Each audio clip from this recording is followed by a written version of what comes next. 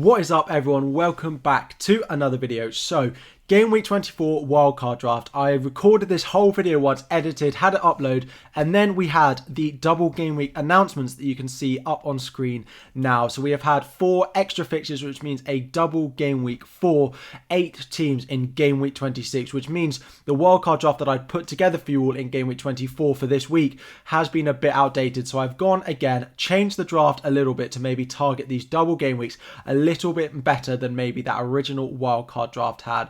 The more I look at it, the more I think this is a very doable tactic and a very usable chip strategy for you all. So let's dive into the team. We'll talk about which players have doubles in which game weeks and why I'm picking all of those players. And finally, a potential few players that are missing from this that you should also consider from your team as well. So if we dive straight in with the goalkeepers, we've gone with Ramsdale and Sanchez. So I've gone with them because they rotate really nicely between now and the end of the season. There are also a lot of double game weeks, particularly for Arsenal. Now, Arsenal don't have a game in Game Week 25. However, in that game week is when Brighton have their double game week. And then in Game Week 26, we know that Arsenal now have a double game week with 2 really nice home fixtures. Yes, maybe it's slightly more money than you would want to spend on goalkeepers in FPL, but with the amount of double game weeks, blank game weeks, it's worth having 2 starting keepers that you'd be happy to play every week. And with the amount of doubles and blanks that they're likely to have between now and the end of the season, and they're from good defences, right? So we are owning Arsenal and Brighton defenders this season anyway,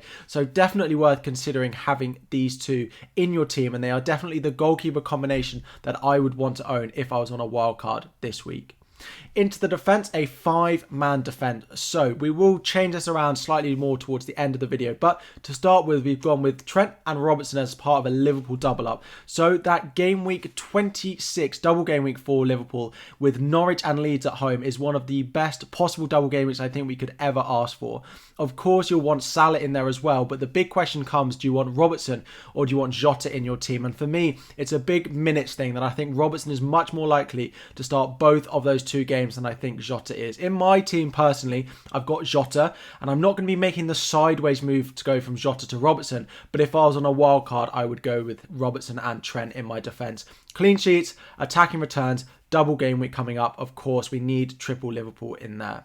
Elsewhere, we've got Cancelo, a bit of a no-brainer for us, Cancelo. Yes, there's no double game week on the horizon for Man City, but they keep so many clean sheets and he's great going forward as well. I don't really need to dwell on him more than that. And the 4th one we've got in there is Luca Dean of Aston Villa, 5.1 million, so quite cheap in comparison to some of those other ones. Aston Villa do have a fixture in Game Week 27 and in Game Week 30, so if you are trying to hold your free hit, then loading up on Aston Villa asset is definitely a good option and route to try and do so. They could also get a double game week in Game Week 27 or Game Week 28 after that as well, and he's looked great with Target going to Newcastle, the attacking threat as well as being nailed now, and the clean sheet potential is all there. At 5.1 million, I think he's a great price.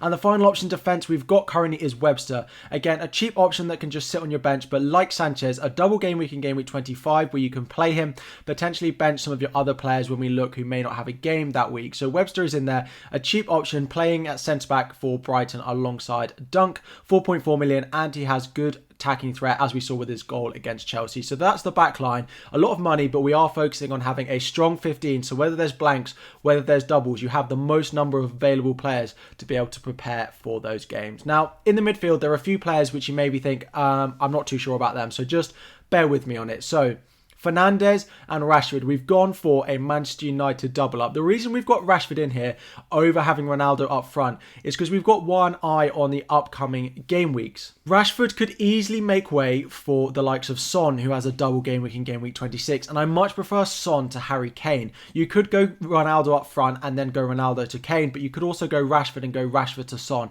I also didn't quite have the money with this squad in order to afford Ronaldo and Fernandes. Fernandes will be the captain and Rashford's in there as well because of Greenwood, because of Martial not being available anymore. I do think there's a good chance that Rashford plays both of those double game week fixtures, especially given the form that Jadon Sancho is in. Along with him, we've got Coutinho, so the same route that we went with Dean. Aston Villa playing in Game Week 27 and Game Week 30, potentially saving one of your free hits, and they have a route to double game weeks in the upcoming weeks as well. Of course, Bowen is in there, no doubt about that. Again, no double game weeks, but you still got to have Bowen on such electric form and the main goal threat for West Ham this season. And finally, we've got Rafinha of Leeds. So a double game week for Leeds in game week 26, plus playing in game week 27 as well. He's the main goal threat. Without Bamford, he's on penalties as well for Leeds. So a really nice sort of cheap enabler. You can rotate in and out, but just seems to be constantly returning in recent weeks. So very happy with him to complete a very five-man strong midfield.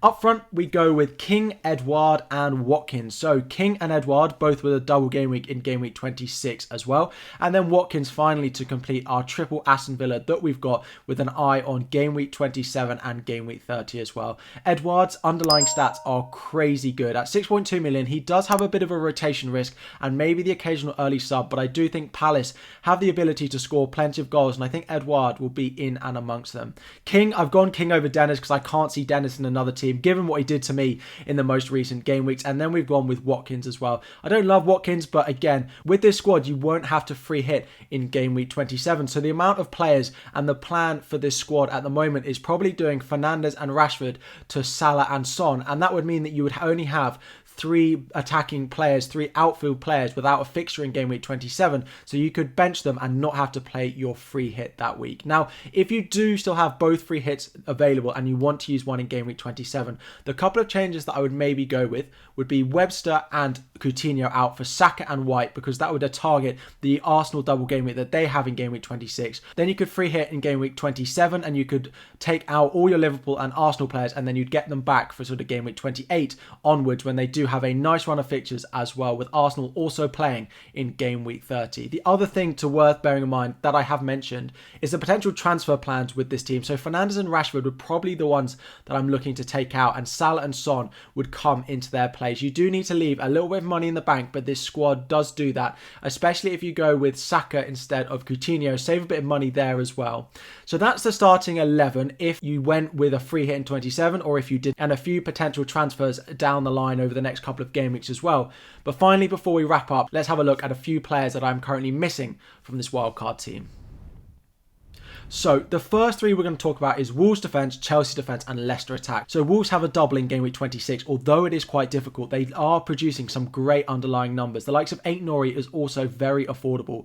I haven't quite managed to fit him in, but I did almost have him in my team over Webster. The only issue is if I have Webster in my team, I don't need to play him, and I've got enough other double game week players in game week 26 that I can play, and I wouldn't really need the Wolves defender, but I do really like them, particularly Aït-Nouri and Semedo in their defence. The next up is Chelsea. So they have a few blanks over the next few game weeks. However, from about game week 28-29, they will be firmly on our radar with double game weeks and a really nice run of fixtures potentially coming for them. The likes of Reece James coming back from injury as well is definitely a player we'll be looking to get back into our teams. And the third one here before we move on is Leicester attack. So again, eyeing up the teams that are going to have the most double game weeks left between now and the end of the season, we've gone with Maddison because up front the likes of Daka, Iheanacho, Vardy are just competing for one spot. So Maddison in the midfield feels like the most nailed and he's been returning a lot of points. The other three that we've got is Tottenham attack, Salah and Burnley. So we spoke about Tottenham attack and how potentially to get Son in, especially now they have a double game week. Salah again can come in for Fernandes when he has a double game week in game week 26. And the final one we've got is Burnley. Now you could go for Cornet, you could go for Wout Weghorst up front. Apologies if I butchered that name. Or you could potentially go for Pope in goal. The thing with Burnley is they've not looked great, but they have more fixtures to make up than any team left in the league. They do also have a double game week in game week 26 as well. So if you did want to take a punt, selling Watkins, for example, and going with Weghorst is definitely somewhere that I would consider. But that is my wildcard thinking, my first sort of plan for the upcoming double game weeks as well. A few players that you should be considering buying into your teams over the next few weeks, even if you aren't on your wildcard. Drop any questions that you have ahead of the upcoming game week 24, deadline 25, all of that in the comment section down below. There'll be plenty of videos, live streams to come over the next few weeks and throughout the rest of the season to help you get the best possible rank you can this FPL season. If you have enjoyed, like, subscribe, turn on notifications. Thank you for watching, and I'll be back again very soon.